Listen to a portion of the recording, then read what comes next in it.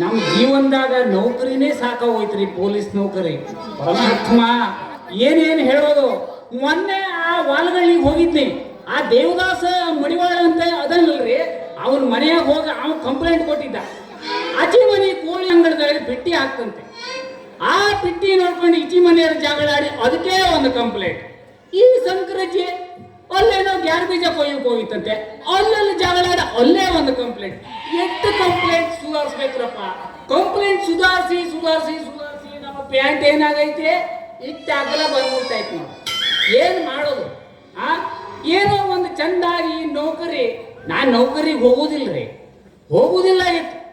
ನಮ್ಮ ತಾಯಿ ಏನು ಗಂಟು ಬಿದ್ದಾಳ. ಆ ಹುಲಿ ಮನಿ ಸಂಕ್ರಜಿ ಮಗ 80,000 ರೂಪಾಯಿ ಲಂಚ ಕೊಟ್ಟು ಪೊಲೀಸ್ ನೌಕರಿ ಸೇರೆ ಅಂತ. ಅದಕ್ಕಾಗಿ ನಾ ಏನ್ ಮಾಡೇನ್ರಿ, ನಮ್ಮ ತಾಯಿ ನಿಂಗೆ 50,000 ರೂಪಾಯಿ ಕೊಡ್ತೀನಿ ಮಗ, ನೀ ಪೊಲೀಸ್ ನೌಕರಿ ಸೇರು ಅಂತೇಳಿ ಈ ಪೊಲೀಸ್ ನೌಕರಿ ಗಂಟು ಬಿದ್ದಾನ್ರಿ. ತೂ ಇವನವನ ಅಲ್ರಿ. ನಾನು ನೋಡ್ದೆ ನಮ್ಮ ಸಾಹಿಬ ಬರೋದ್ರೊಳಗ ನನ್ನ ಬಸ್ ಸ್ಟ್ಯಾಂಡ್ ಡ್ಯೂಟಿ ಹಾಕೇನ. ಆ ಬಸ್ ಸ್ಟ್ಯಾಂಡ್ ಡ್ಯೂಟಿ ಮುಗಿಸುವ ಹೋಗ್ಬೇಕು, ಏನಾದ್ರು ಗದ್ದಲ ಮಾಡ್ಕೊಂಡು 4 ಕಾಸು ಗಿಟ್ಟಿಸ್ಬೇಕು ಅಂತ ಹೇಳಿದ್ರೆ, ಈ ನಮ್ಮ ದೊಡ್ಡ ಸಾಹಿಬ ನನ್ಗೆಲ್ಲ ನೋಡ್ಬಿಟ್ಟು ಈ ದೊಡ್ಡ ಪ್ಯಾಂಟ್ ಹಾಕೊಂಡು ಪಿಸಿನ ಅವ್ನು ನೋಡ್ಬಿಟ್ಕೊಂಡು, ಏ ಪಿಸಿ ನೀನು ಇವತ್ತ ಬಸ್ ಸ್ಟ್ಯಾಂಡ್ ಡ್ಯೂಟಿ ಬೇಡ, ಕಾಲೇಜ್ ಕ್ಯಾಂಪಸ್ಗೆ ಹೋಗು ಅಂತ ಹೇಳ್ದ.